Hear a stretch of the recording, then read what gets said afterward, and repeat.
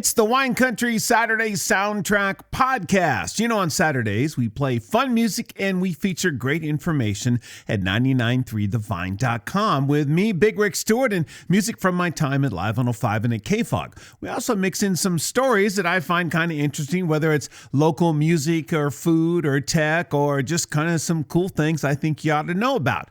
It's always lots of fun. Fun music and great information happens every Saturday at 993thevine.com. And the Wine Country Saturday Soundtrack Podcast features great information like this.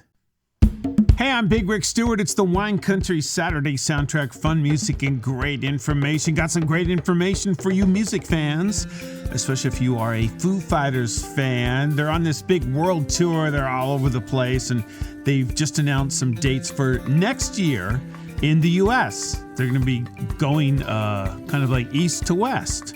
So here's the whole deal. Now, we don't have an actual super local date yet, but if you want to travel a little bit, well, there's some opportunities. You want to see the very first show? You're going to be going to New York City next July to see them at Citi Field as they kick off their U.S. tour. And then maybe, how about Fenway Park in Boston? That'd be kind of cool to see them there. They're going to do a few more shows, and they'll be at Empower Field at Mile High in Denver, Colorado. That's going to be August 3rd. And then they head to California. The Foo Fighters are playing August 7th in San Diego. They're doing two shows so far, the 9th and the 11th in Los Angeles. That would be August 9th and August 11th. Then August 16th in Portland, August 18th in Seattle. There's no like San Francisco or, Sacramento dates or anything like that announced yet. But there is a big break between August 11th in LA and August 16th in Portland. And I would think it would make sense somewhere there'll be a show right there for Foo Fighters fans. So if you really want to, you could see, San Diego, LA, maybe some local show, Portland and Seattle. That's a lot of Foo Fighters. Anyway, follow them for more information. If I hear something, I'll pass it on. I'm Big Rick Stewart. It's the Wine Country Saturday Soundtrack at 99.3 The Vine. I'm Big Rick Stewart. It's the Wine Country Saturday Soundtrack. We have fun music and great information. Hey, enough of talking about restaurants closing, right? It's a bummer. How about restaurants opening or, something opening at least? This is from SonomaMag.com. Popular Napa bakery expanding to Sonoma County. All right, I like this. You ready for some pumpkin spice latte cake and pumpkin donuts? Well, you can check out Monday Bakery as they have now opened their doors on the Sonoma Plaza. They're just right off the square. Owner Sally Geftakis is a CIA Greystone graduate and a passionate baker, and launched Monday Bakery at local farmers markets and pop-ups in 2017. You may have been buying some of that stuff, and you may have been buying some of that stuff in downtown Napa. In 2019, she opened up her bakery, and it's all good. In fact, things have gone so well that she says, I'm absolutely thrilled to bring my dream to Sonoma. She says, I think we make some of the best croissants in the valley, and she said she owes her love of baking adventures to the Easy Bake Oven of her childhood. Ah, yes. Easy Bake Oven. Didn't they have like a light bulb in them? Wasn't that the deal? They're still around, I think, right? Monday Bakery is on Instagram at Monday Bakery, and their location is at 117 East Napa Street, near First Street, right near the square. Congratulations to everyone involved, and Sally, way to go. I love talking about something new and opening and people happy and being successful. That's great. I'm Big Rick Stewart. It's the Wine Country Saturday Soundtrack at 99.3 The Vine.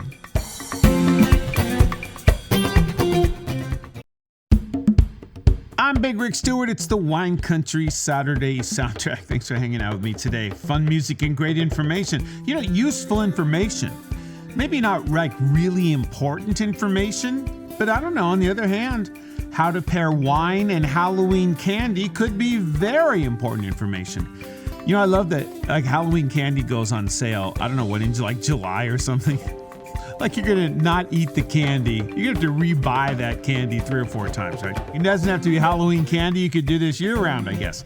This comes to us from the very intelligent folks over at Wine Enthusiast, and you can follow them for more information. Fiona Adams, Assistant Tasting Director, has this little chart, and I'll help you out.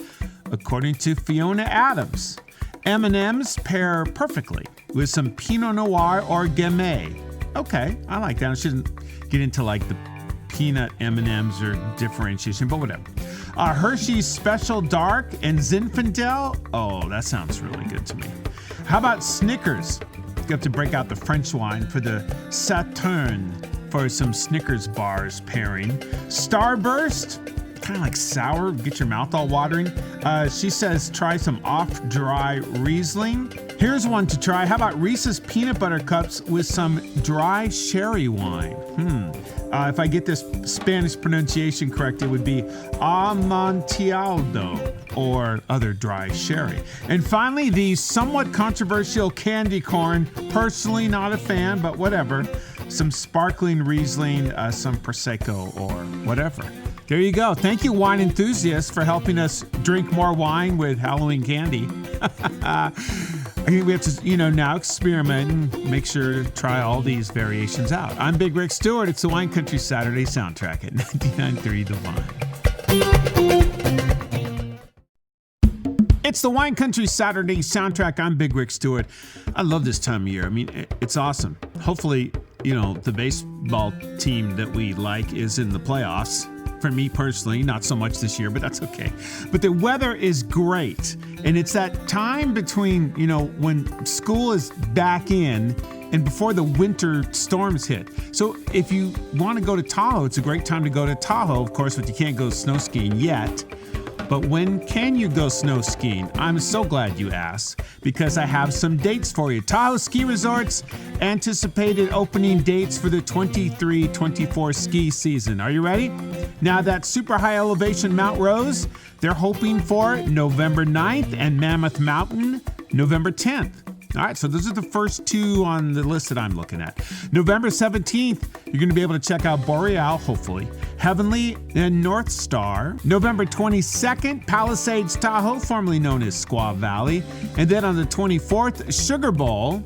And then we start getting into December dates as we get closer to Lake Tahoe lake level. Kirkwood Mountain Resort, that is on December 1st. Sierra Tahoe the 2nd, December 7th. Diamond Peak and Tahoe Donner, December 8th. All right, so were any of your favorites on that list? Check out your favorites, get your passes and more. And there's going to be this whole new parking thing up at Tahoe. I'll tell you about it as we get closer to the snow ski season. But November 9th, Mount Rose. That's the first one on the list. It's not too far away, right? Like a month away. Enjoy and look forward to a good season of snow at Tahoe. Man, last year was crazy. I'm Big Rick Stewart. It's the Wine Country Saturday soundtrack at 99.3 The Vine.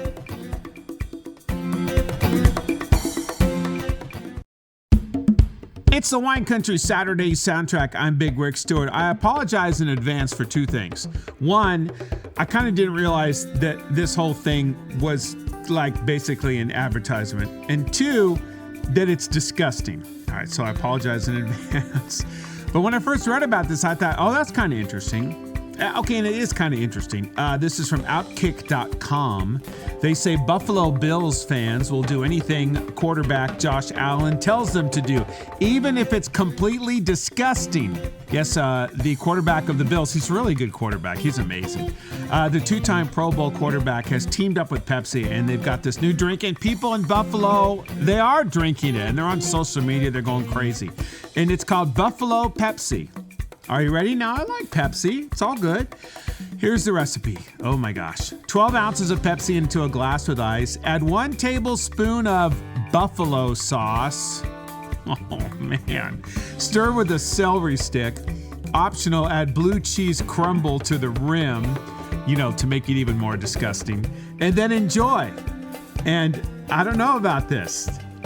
They have some reviews from people online, and you've seen maybe some of the social media from this. My favorite review of this is from a fan who said, quote, surprisingly, not as bad as I was expecting. All right, so there you go. Josh Allen, good. Buffalo Bills, yeah, they're pretty good. Pepsi, good. Buffalo sauce, good. Put them all together, I don't know. What would a 49ers drink be, though? What would that be? I think like 49ers, like seafood maybe, crab, I don't know, cioppino mixed with vodka, like something. Now we're talking. I'm Big Rick Stewart. Hey, whatever. It's the Wine Country Saturday soundtrack at 99.3 The Vine.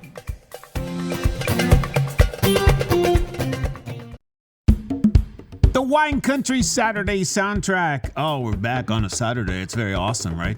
As we get into October. The best weather for everybody in Northern California right around here. I mean, this is always the best. October's always the best. Hey, it's a good time to go for a road trip. Honda, you maybe are a fan of Honda. I'm a fan of Honda Engineering. I think they make some really great vehicles. I mean, whether it's motorcycles or cars and everything else they do. All right, well, Honda has previewed their first electric SUV. It's going to be arriving in 2024. I'll give you the estimated range and the pricing and more. This is from electrek.co. They say we're getting a sneak peek of Honda's first 100% electric SUV arriving next year. It's going to be called the Honda Prologue. Pre-sales start later this year, and what you can expect from this is a pretty cool-looking SUV. Although they all kind of look the same now, don't they? 4 doors, a big hatch in the back. Not really, really big. Not really, really small. It's like medium-sized. That's exactly what this is going to look like. And the range is about 300 miles for a charge. Now, I have been hanging out in a Mach-E Mustang, a great car, and a range about 300 miles. That's fine.